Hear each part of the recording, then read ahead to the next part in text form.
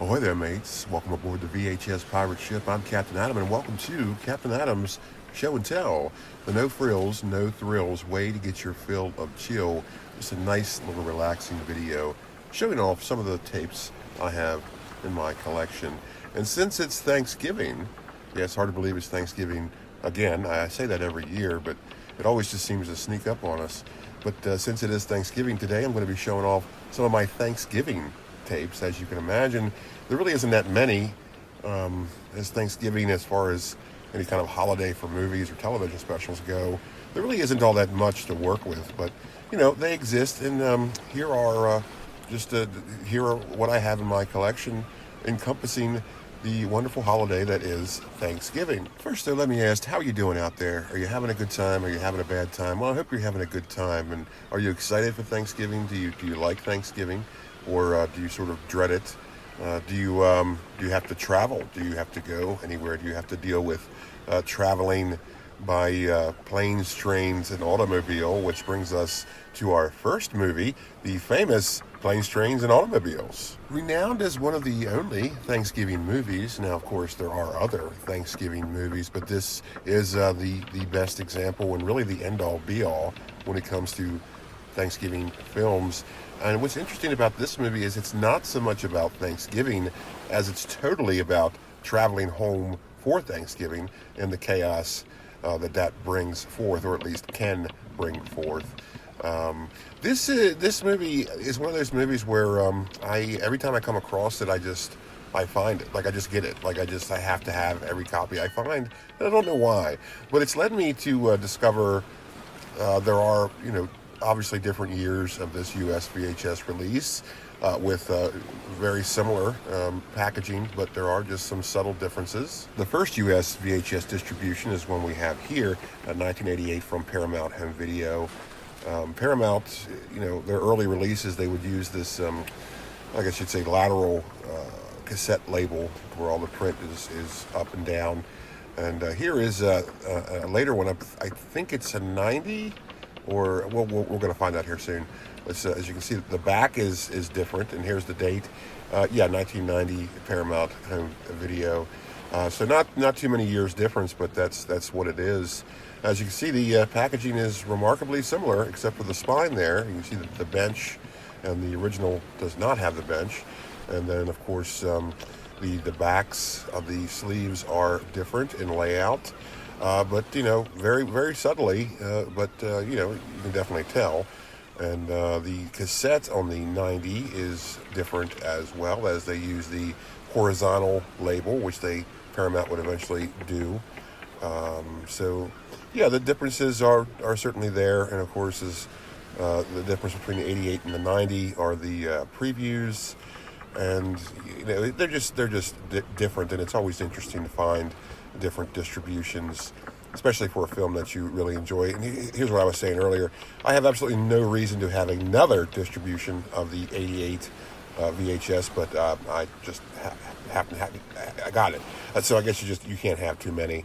So it's just as far as like collecting anything goes, there's a fine line between being a collector and being a hoarder, and hopefully I don't cross that threshold. But we'll see. And these were all obviously ex-rental copies, as they have their stickers on there. Here we have a Be Kind Rewind sticker. I'm always a fan of those. Always coming across different ones. It's always fascinating to see all the different ones that video stores would use. Video stores, around the country would all use sort of different labels for everything, and it's always fascinating to me, at least, to discover new ones, because they all have a story to tell, and we all have a story to tell, don't we? And the longer we go, the more stories we have. So it's always just neat to have these. And you might ask somebody, well, why do you collect VHS? Well, I mean, really, the question should be, why not?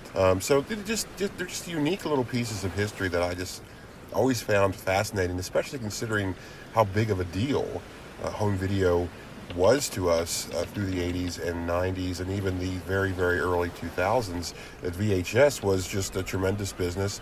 It was an industry, and it really it impacted all of our lives and our culture. So VHS, very, very important, and they're just really like I said, really neat pieces of history.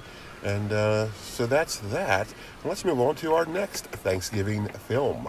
A film that would make Pauly Shore oddly synonymous with Thanksgiving. It's Son-in-Law. Yes, a very charming little bit of mid '90s comedy. Very, I think it's a pretty great movie. Certainly, it's a lot better than you than you would think a film with Pauly Shore in it would be. Nothing against Pauly Shore. I was a fan of Pauly Shore, but you know the films generally aren't known for being touching and sort of very family oriented. But this film very much is. It's all about family and the importance of the importance of family. That's what it is. And a great example of a Thanksgiving film. Centers around Thanksgiving, but you already know that. This is a '98 distribution from Hollywood Video. This did have an earlier distribution, I think just like a '96, but they're so similar. I think they're basically the absolute same design and everything. It's just just a different date. So not much really spectacular there. This was a Goodwill find. For 99 cents, as you saw the price tag. And I should note that long gone are those times where Goodwill especially, as well as any thrift store, would have that low of a price. Because I found this, I want to say 5 years ago or so. It wasn't very recent because, recently their prices, if they even have tapes, are like $2. And that's, if you're thrifting for VHS, $2 is absolutely unacceptable. That's just not a good price to pay for a used VHS, especially considering that one time their prices were 25 cents or 50 cents. So even this 99 cents is, relatively high as far as thrifting for VHS goes, because that whole thing really changed recently. I remember, 10, 15 years ago, it was a great hobby. It was a very exciting excursion to go thrift store hunting for VHS, because for one, they had a lot of them, and their prices were like a quarter. I know Salvation Army, their prices were a quarter per VHS, and I found so many tapes that I really started off my collection with, and good stuff too, stuff you absolutely would not find nowadays, like horror movies, wrestling movies. Stuff like that. Like I found the first distribution of Halloween, the first media distribution.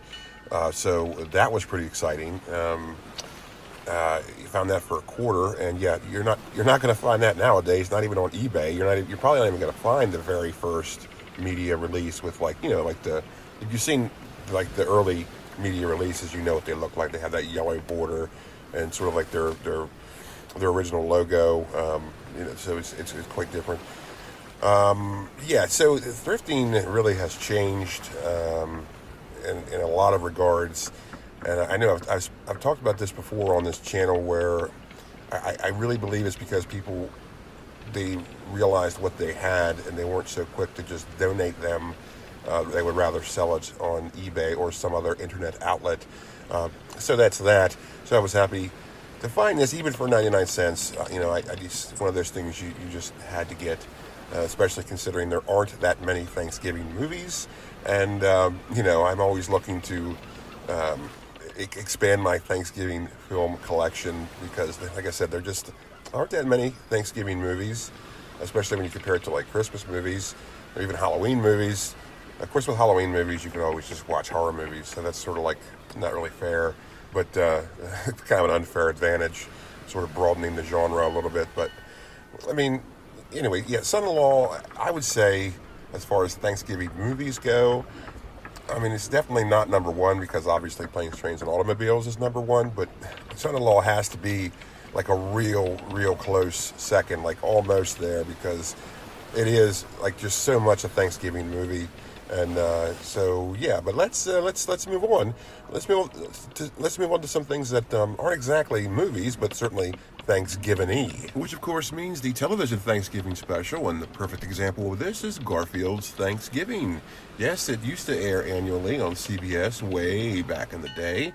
It was pretty much a tradition to watch this when I was a kid, because I mean, if Garfield was on television, you watched Garfield. You know, his holiday specials are pretty much right up there with the Peanuts holiday specials. This one is a very fun one. It was released. This is a 90. Does that say 90? I can't. What does that say? Yeah, 90. Is that 92? 92 release. And I'm quite certain it's the only distribution of this special. So they definitely released it a lot later than it originally aired. Ex-rental copy from Video View in Tampa, Florida. There's their tamper seal. Again, I always think it's fascinating to see all the different rental shops that were around the United States. Most of them were mom and pop shops. A lot of people always, they always think of Blockbuster when they think of rental stores, but really, at least for me as a kid, and I'm sure probably for you too, the rental stores was really the world of the mom and pop shop, because the only rental stores we had in my area as a kid were mom and pop shops, and we didn't get a Blockbuster until the mid-90s. So, video rentals for pretty much a lot of the small towns around the U.S. just had mom and pop video stores, and they're all very unique. They all have their own little labels, logos, what have you. So it's a lot more fun to me than just a Blockbuster or a Hollywood Video or a Video Warehouse. I always like seeing the different titles for these video stores, like the Magic Den or the Video Den or Video Land or Video World, or just stuff like that. It's just fun, and I'm very thankful to have grown up in that era. Now, interesting enough, I mentioned the Peanuts holiday specials. I don't have a Charlie Brown Thanksgiving on VHS. I do have a Charlie Brown Christmas, but that'll be a different show. But yeah, I don't have that one, even though that has to be I guess the most famous example of a Thanksgiving television special, because there really weren't that many of those either, at least ones that didn't really stand the test of time. I know there's the BC Thanksgiving special, which was released on VHS by, was it Embassy? I don't remember who the distributor was, but I definitely want to track that one down. But I just forget to look it up. So maybe this will be a reminder for me to do that eventually. So maybe I'll have it in the future. But yes, anyway. So but Garfield Thanksgiving isn't the only Thanksgiving special I have. We have another one here that I'm sure you've probably forgotten about, or at least have a very, very vague memory of, or maybe you've never even heard of it. But it's one from the famous television special Gurus of Rankin and Bass. It's A Mouse on the Mayflower. And this is a traditionally animated television special. It's not claymation or stop motion or whatever you want to call it. It's just a regular old ink animation. And the thing about this is, and there's probably a reason why, if you haven't heard of this, is because it's not really that good. It's it's just sort of humdrum. I remember watching it in school, very, very, like 1,000 years ago, and I guess because it was a cartoon, I enjoyed it a lot more when I was a real little kid. But as far as watching this now, it was really hard to sit through, just because it was just boring. It just wasn't much going on. It certainly doesn't hold up to Charlie Brown Thanksgiving or Garfield's Thanksgiving. What's going on with my focus there? Hold on a sec. There we go. So it's just, but again, there's so few Thanksgiving-oriented VHS out there that when you do come across them, you sort of feel compelled to buy them, because you just, you feel like you should have them, because they don't really exist. So, I'm always looking to up my arsenal, especially when it comes to Thanksgiving tapes. So this is one that I don't enjoy it really at all, but simply had to have it just on principle. So, yeah, distributed by Family Home Entertainment, FHE, very famous distributor for lots of kids stuff. So, but let's just move on, shall we? To another Thanksgiving special that you probably absolutely have never heard of with Molly's Pilgrim. This I'm fairly certain it was made to be just shown in schools as part of a cultural educational experience because I don't think this aired on television. I could be wrong about that. I'm not really sure. All I know is I've never heard of this till just a few years ago, until somebody sort of brought it up in regards to Thanksgiving tapes, and I said, well, what is that? And well, I got it. Found it really cheap on the internet, and I got it. I watched it. It's very touching. It's not like not a verbose Thanksgiving special. It's not animated. It's live action. It's not sad, but it's a little solemn. But it's a good watch. It's very touching. Not very long, only 34 minutes. So it's definitely worth your time because it involves Russian immigrants, and well, it's sort of a long, convoluted story for such a short video, and I'm not going to do it justice by explaining it the way I am, so I'm just going to leave it at that. Molly's Pilgrim, definitely watch it. I'm sure it's on YouTube for free. I'm fairly certain of that. So if you don't have the tape, don't worry about it. Not sure if it's on DVD, probably not, but a very interesting piece of my Thanksgiving collection. And let's move on to some things that really aren't Thanksgiving at all, but are absolutely associated with Thanksgiving. Let's talk about some wrestling. With one of my absolute favorite WWF pay-per-view events was Survivor Series 89. 89 was a very important year for wrestling, especially for me, because that's when I first started watching it, and I just thought it was just a real exciting year for WWF. Lots of really awesome storylines going on, lots of real eccentric characters. It was really fun to watch, and this is a great Survivor Series because I think like all the teams are just so well done, and really like the Survivor Series that they would have like after this didn't really match up. I mean, maybe 90 was okay, but this one was just phenomenal. I guess it's because I just think of it so fondly because it just hit me right at the right time. This tape was really, really hard to find. If you look it up on the internet, you'll find basically every other Survivor Series on tape except this one. Not really sure why. I guess it's because people feel the same way I do about it.